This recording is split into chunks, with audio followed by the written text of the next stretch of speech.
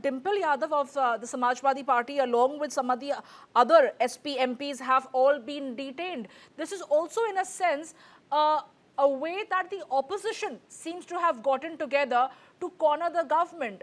Because if their voices are not being heard inside the parliament, then outside they have taken to the streets to show that they are standing in unison with the demands of the protesting students. Well, the students' protest, as we have seen, has now become more of a stage for the opposition also to find its place within a larger context, in the sense that they have suddenly taken up the cause. Some of them have been, in fact, meeting with the CJP leaders. You had the left parties as well as SP recently going in, and the leaders from these parties meeting with the CJP leaders.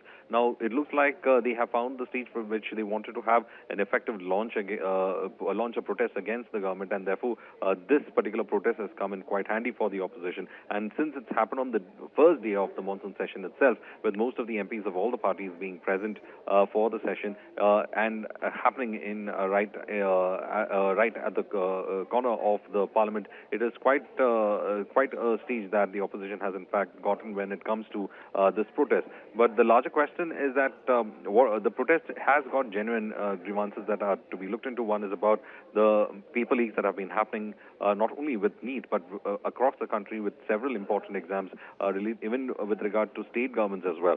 So these are issues that have been raised by the CJP as well.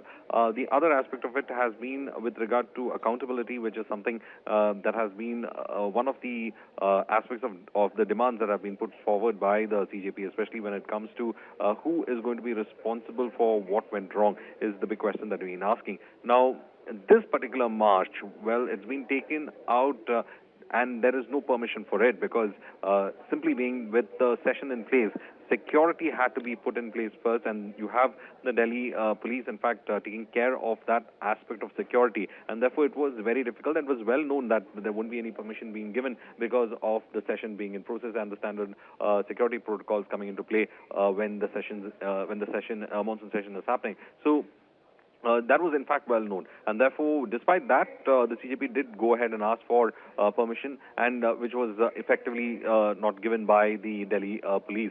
But the rather big question would be is that were the Delhi police in fact prepared to have a large number of protesters to in fact turn up as the manner they have turned up today, and whether they have enough personnel to contain the situation, because we do see the rapid action force also being deployed in large numbers to ensure that none of the barricades are in fact breached. There have been attempts to breach the barricade by the protesters as well. Tear gas have been has been fired at the protesters. We also have reports coming in. Some of the personnel have been injured because of this as well. So clearly, this is something whether we need to find out whether they were in fact ready for this kind of a protest to, or rather face this kind of a protest and anger on the streets.